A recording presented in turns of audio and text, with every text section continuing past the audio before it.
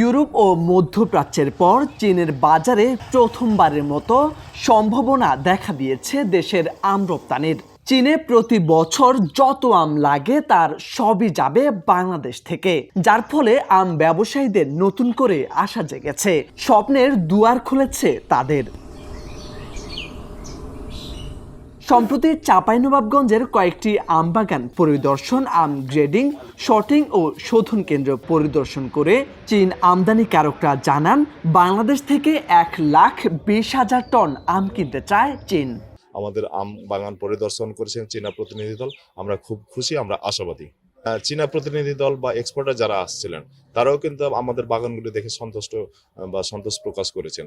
এতে আমরাও আশাবাদী তাদের এই সন্তোষের কারণে, যে দেখি আমরা এবার মনে হয় আরেক ধাপ আগে তরব, এবং এটি যদি হয় তাহলে ইউরোপের যত না আম রপ্তানি হয় তার সাথে এক বছরে চায়নাতে যে আম রপ্তানি হবে বা তারা ইম্পোর্ট করবে, সেটা বাংলাদেশের জন্য একটা মাইল ফলক হিসেবে চিহ্নিত হবে।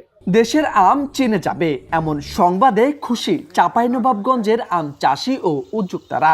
বলছেন, কোনো মাধ্যম ছাড়া সরাসরি বাগান থেকে চীনে আম রপ্তানি করতে পারলে নিশ্চিত হবে আমের ন্যায্য মূল্য। দাবি জানিয়েছেন আম রপ্তানি বাণিজ্যের টেকসই বাজারের। আসলে আমাদের দেশ থেকে তারা 1,20,000 মেট্রিক টন আম নিতে চায়। এটা যদি মানে খুবই ফলপ্রসূ হবে আমাদের আম চাষিদের জন্য, এবং যে সম্ভাবনা তৈরি হয়েছে সেই ক্ষেত্রে আমাদের সরাসরি আম চাষির কাছ থেকে যদি আমটা নেয় তাহলে আমরা আম চাষিরা যেমন উপকৃত হব, এবং এর মধ্যে অনেকগুলো যে ধাপ আছে সেই ধাপগুলো যদি সরকার দেখভাল করে আমাদের জন্য খুব উপকার হবে। সম্ভাবনার জায়গা যেটা হচ্ছে আমাদের জন্য, যে আমাদের জেলাতে কিন্তু আম রপ্তানির জন্য একটা প্যাকিং হাউস ছিল না, একটা আধুনিক প্যাকিং হাউস ছিল না। যেহেতু রপ্তানিযোগ্য আম উৎপাদন প্রকল্প থেকে এখানে কিন্তু একটা আম রপ্তানির জন্য একটা মিনি প্যাকিং হাউস প্রতিষ্ঠা করা হয়েছে। তো এইটাকে যদি আমরা কাজে লাগিয়ে, যদি এখান থেকে, যেহেতু আমাদের সোনা মসজিদ স্থল বন্দরে কোয়ারেন্টাইন স্টেশন আছে, যদি এখান থেকে একজন কর্মকর্তাকে দিয়ে যদি এখানে কোয়ারেন্টাইনের কার্যক্রমটা যদি শিখগঞ্জেই করা হয়, তাহলে এবার প্রচুর পরিমাণ শিখগঞ্জের আম বিদেশে রপ্তানি করা সম্ভব হবে। সম্প্রতি আম রপ্তানি নিয়ে চীনের সঙ্গে দ্বিপাক্ষিক আলোচনা দেশের রপ্তানিকারকদের মধ্যে নতুন করে আশার সঞ্চার করেছে। তারা বলছেন, আম উৎপাদনে গুণগত মান নিশ্চিত করতে পারলে কম পরিবহন ব্যয়ের সুবাদে বাংলাদেশের জন্য বিশাল সম্ভাবনাময় বাজার হয়ে উঠতে পারে চীন। আমাদের আম রপ্তানির ক্ষেত্রে চীনের যে আগ্রহ প্রসার, সেটা আমার জন্য বিশাল একটা সম্ভাবনার দিক। কারণ কি, চীন একটা বিশাল একটা দেশ, তাদের সাথে আমাদের মোটামুটি বেশ কয়েকটাই মিটিং হয়েছে। তারা বলেছে যে চীনে প্রায় 1,20,000 মেট্রিক টন আম প্রয়োজন হয় প্রতি বছর তাদের। তো এই আমটা বিভিন্ন দেশ থেকে আসে, আর এখানে আম আসলেও মে মাস থেকে আগস্ট মাস পর্যন্ত তাদের এখানে কিন্তু আম সরবরাহ অনেক কম, অন্যান্য দেশে আম সরবরাহ করতে পারে না। কিন্তু অন দ্য আদার হ্যান্ড বাংলাদেশে দেখা যাচ্ছে আমাদের এটাই হলো পিক সিজন।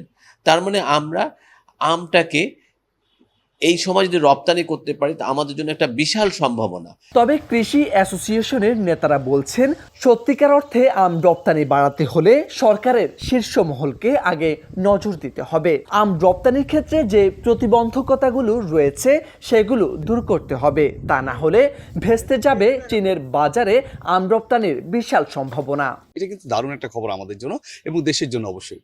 তো আমাদের এই আম চাষের কিন্তু আমরা প্রতি বছর বিভিন্ন দেশ থেকে আমদানিকারকরা আসেন এবং তারা ইচ্ছা পোষণ করেন, আম পছন্দ করেন, কিন্তু শেষে অবধি কিন্তু আমরা আম রপ্তানি করতে পারি না বিভিন্ন প্রতিবন্ধকতার কারণে।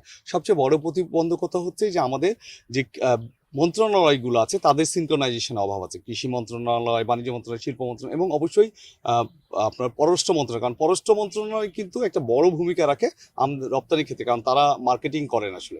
আগামী দিনগুলোতে দেশের আমকে বিশ্ববাজারে নিয়ে যেতে ও রপ্তানির পরিমাণ বাড়াতে সর্বাত্মক উদ্যোগ নেওয়ার কথা বলছেন কৃষি বিভাগ। বলছেন, আম রপ্তানির বাধাগুলো চিহ্নিত করে তা নিরসনে কাজ করতে হবে। আশা করছেন আগামী দিনে আম রপ্তানির পরিমাণ আরও ছাড়িয়ে যাবে বিশ্ববাজারে। আমাদের চীন থেকে একজন আমদানিকারক এবং বাংলাদেশের একজন এক্সপোর্টার উনি এসেছিলেন। আমরা 3-4টে বাগান পরিদর্শন করেছি। তো চীনের চাহিদা যেহেতু অনেক বেশি, তারা অনেক পরিমাণ আমদানি করতে চাচ্ছে, সেই লক্ষ্যে আমরা 3-4টে বাগান এখানে পরিদর্শন করছি। রপ্তানির ক্ষেত্রে যে সমস্ত বাধা বিঘ্ন আছে সেগুলো দূর করে যাতে আমরা রপ্তানির পরিমাণ বৃদ্ধি করতে পারি, সেজন্য আমরা নিরন্তরভাবে কাজ করে যাচ্ছি।